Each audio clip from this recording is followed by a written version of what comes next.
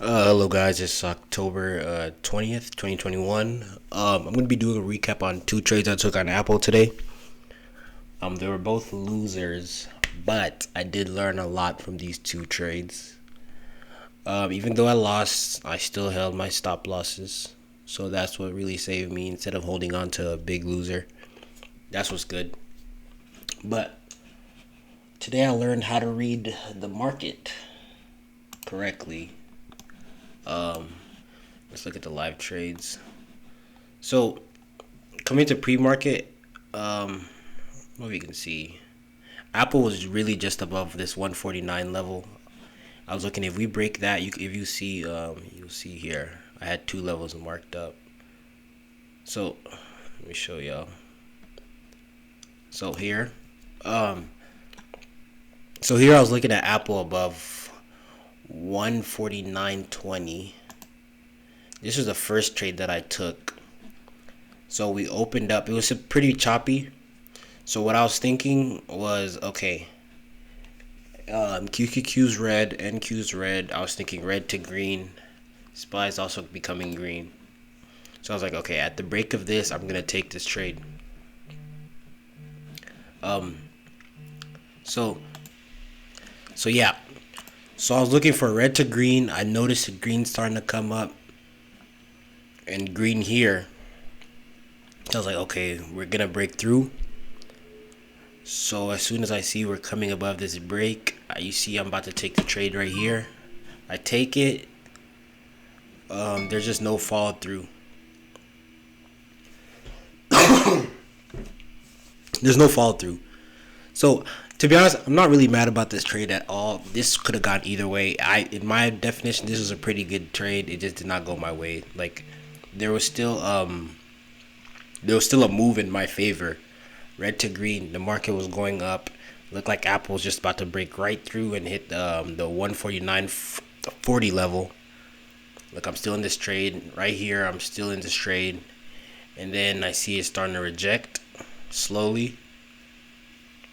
So like, okay, maybe we might get a bounce or something. But I eventually just ended up getting stopped out.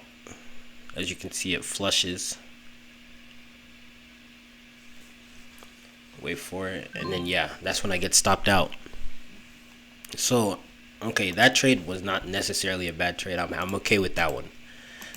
Now, this was actually a good setup right here. I should have taken this setup right here. As you can see, we're getting two big red candles. I think we are gonna get one more.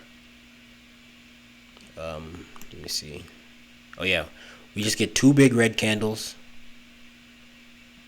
and I look away. But this is where I really should have taken my trade. Two big red candles. We're still above VWAP, and then NQ and QQQ are coming back up. But I look away from that. I'm starting to look at AMD. This AMD setup was also good, but it just went without me. I didn't switch my order in time. As you can see, green's coming. AMD breaks right through that and just goes. So I go back to Apple because I see, whoa, look at this big. Like I said, this big red move. This is really what I should have taken. So now, okay, I'm like, okay, we really broke through. Let me wait for 9 EMA setup. Apple starts coming down. I look away for a second, look at Facebook. Maybe Facebook comes up, rallies back up. No. We go back to Apple. Okay. Now, yes, this is a 9 EMA setup right here. This is a 9 EMA setup. But if you look at NQ and QQQ, they're actually breaking down really aggressively. So I take this trade without seeing any type of green. And even if I did see green, this is 3 green candles. The probability of it keep going up is very low.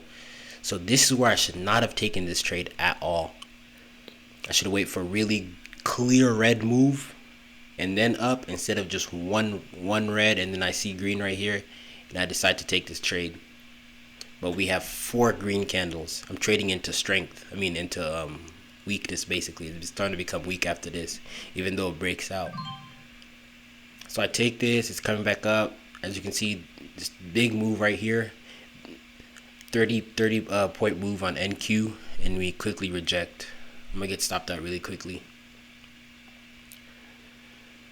So what I should have done is wait for this move right here. This is where I noticed something.